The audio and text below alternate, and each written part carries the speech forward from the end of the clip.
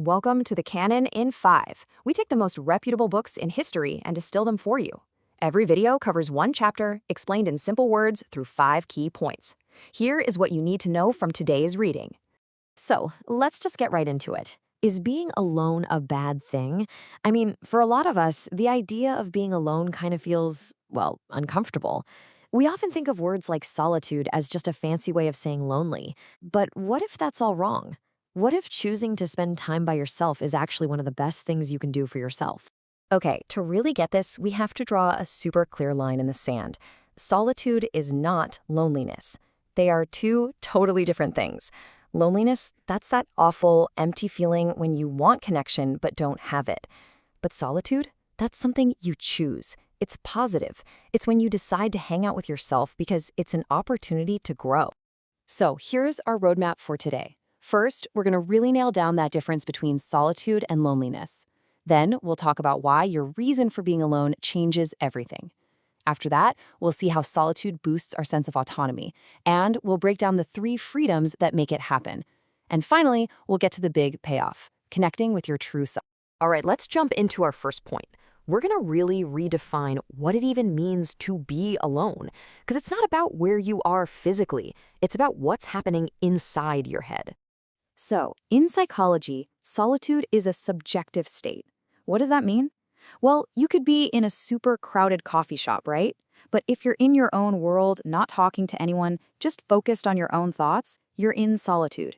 It's not about being a hermit on a mountain, it's about being free from social interaction, even when people are all around you. Okay, on to our second point. This is where it gets really interesting. It's not just that you're alone that counts, it's why you're alone. The motivation is the secret ingredient. The research really splits this into 2 big buckets. On one side, you have solitude that's not your choice. You're alone because you feel shy or anxious, or maybe you've been pushed away. That stuff leads to negative feelings. But then there's self-determined solitude. This is when you choose it. You do it because you want to relax or because you actually enjoy your own company. And that choice, it changes everything. It leads to a much higher sense of well-being. And I mean, listen to this quote from one of the study participants. It just says it all, doesn't it? Being alone is neutral. Loneliness is the bad version. Solitude is the good version. And what's the magic switch that flips it from bad to good? Choice. Even if you find yourself alone, just choosing to embrace it can make all the difference. So that brings us to this huge psychological idea, autonomy. It's a fundamental need we all have. And when we choose solitude, we are literally feeding that need. You can think of autonomy as the engine that powers all the good stuff we get from being alone.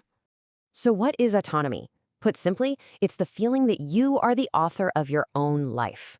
It's that feeling of being in the driver's seat, making your own choices, and living in a way that feels true to you without being pushed around by outside forces. So the big question is, how exactly does being alone give us this powerful feeling? How does it boost our autonomy? Well, it all comes down to 3 very specific and very important freedoms it gives us. And that's our 4th point. Let's dig into these 3 freedoms. Think of them like the active ingredients that make positive solitude so powerful. Okay, freedom number 1 is freedom from noise. And we're not just talking about loud sounds. This is about freedom from the constant buzz of social media, emails, and other people's opinions. It's that quiet space where you can finally hear yourself think. It's that peace and tranquility these folks are talking about. Second, you get freedom from demands. Think about it. When we're with other people, we're constantly adjusting, responding, and performing in this sort of social dance. Solitude gives us a break from all that. It's a chance to stop doing stuff for other people and, as this person so perfectly put it, to recenter back onto myself. And the third freedom, which is huge, is the freedom to choose. When you're in solitude, you control your own schedule. You decide what to do, when to do it, and how to do it. You are completely in charge. That moment-to-moment control is just pure, undiluted autonomy in action. So you put it all together, the quiet, the freedom from demands, the power to choose, and it all leads to our final and maybe most important point. This is the ultimate goal of positive solitude. So why does this matter? What's the big payoff?